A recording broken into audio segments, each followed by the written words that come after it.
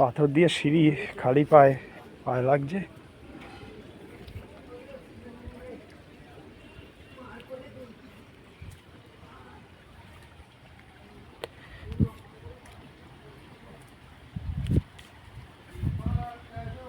অসাধারণ দৃশ্য, সব না চোখে দেখলে বিশ্বাস করা যায়। তো ভালো লাগার মতো প্রকৃতি সবচেয়ে সুন্দর, তাহার চেয়ে সুন্দর নাই। প্রকৃতিকে যে কাছ থেকে দেখবে তার প্রকৃতির প্রতি প্রেম হয়ে যাবে। আর প্রকৃতিই তো হলো কি আমাদের সনাতন ধর্মের মেন স্রষ্টা। প্রকৃতি মেন সনাতন ধর্ম মানেই তো প্রকৃতি। প্রকৃতিকে বাদ দিলে আর কিছুই নাই। দেখি আমাদের জিএস বিক্রমবাবু, আপনার একটা ছবি। বাহ, স্মার্ট হ্যান্ডসাম জিএস।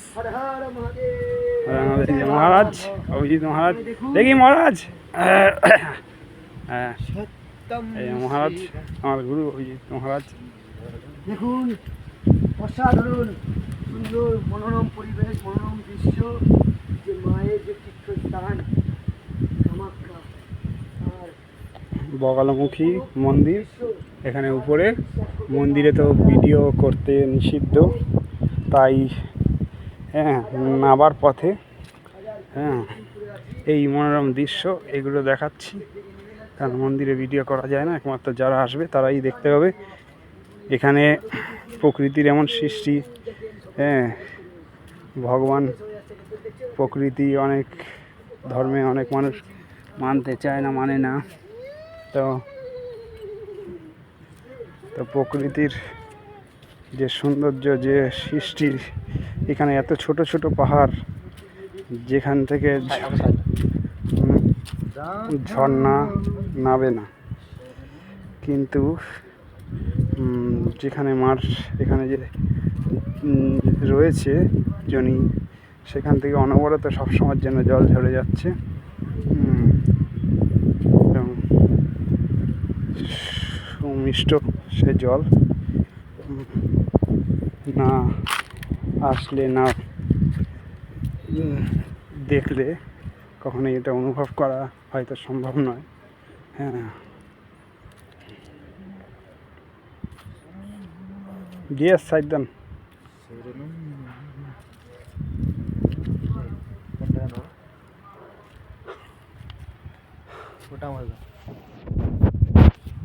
এই ধরো কিছু করবে, এই ধরো, এই ধরো লোড়াটা আপনার লয় না জানে, এইভাবে থাকবে, ঠিক আছে? আমি ধর, তুমি দাঁড়িয়ে থাকো। ঠিক আছে, ওরা কাটবে না। হ্যাঁ, দাঁড়িয়ে তো আমার দেখতেছো তো, দেখো ফোনটায় দাঁড়িয়ে থাকো, লোড়ো না, তুমি দাঁড়িয়ে থাকো।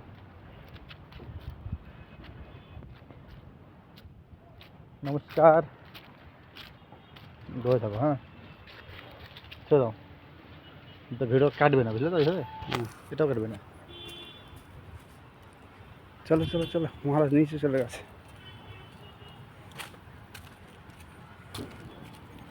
উঠতে কি কষ্ট এখানে, সবাই সব জায়গায় আসতেও পারবেন না।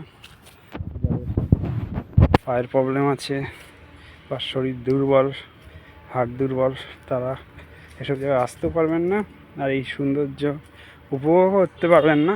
যাই হোক, তাদের উদ্দেশ্যেই এই ভিডিও করা, যাতে সবাই দেখতে পারেন। এটা পুরো বন, বনের মধ্যে থেকে পাহাড় থেকে নিচে নেমে যাচ্ছে।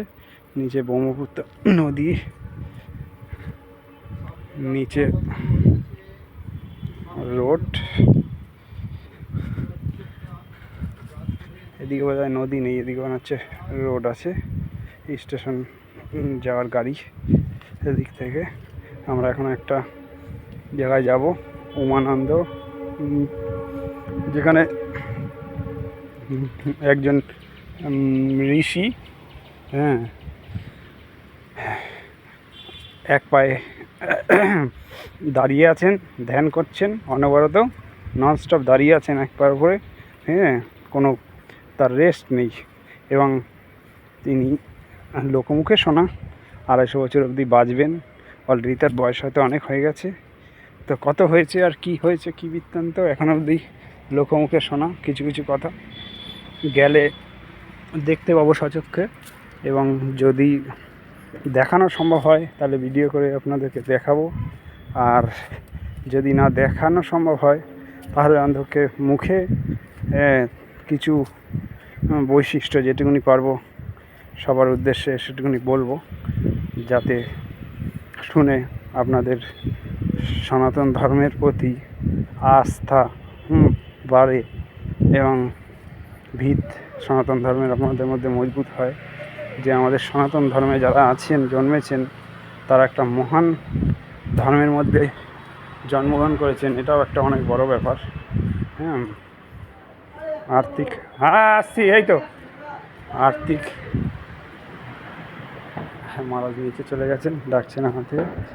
হ্যাঁ, আর্থিক কারোর একটু কমজোরি, কারোর সবল, কেউ দুর্বল, সেটা বড় কথা নয়। বড় কথা হলো এমন এক ধর্মে আমরা জন্মেছি, মহান ধর্ম, হ্যাঁ, মহৎ ধর্ম, এবং মহান এই সৃষ্টিরকে নিয়ে যে ধর্ম, প্রতিটা ধর্মস্থান এক একটা জায়গায় এক একটা তার মাহাত্ম্য, না শুনলে, না দেখলে, না বুঝলে বিশ্বাস করা সম্ভব না। হ্যাঁ, তো যতটা পারবো আপনাদেরকে দেখাবো। অবশ্যই এই রোড পড়লো, এই রোডের পরে আবার এদিক থেকে নেমে যাব। হ্যাঁ,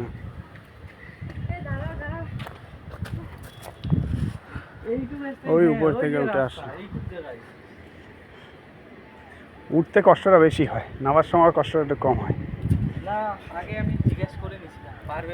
হ্যাঁ হ্যাঁ হ্যাঁ, শক্ত শরীর হলেই তো আর শক্তি থাকে না, হ্যাঁ, ওটা বোঝা যায় উঁচুতে উঠলে তখন।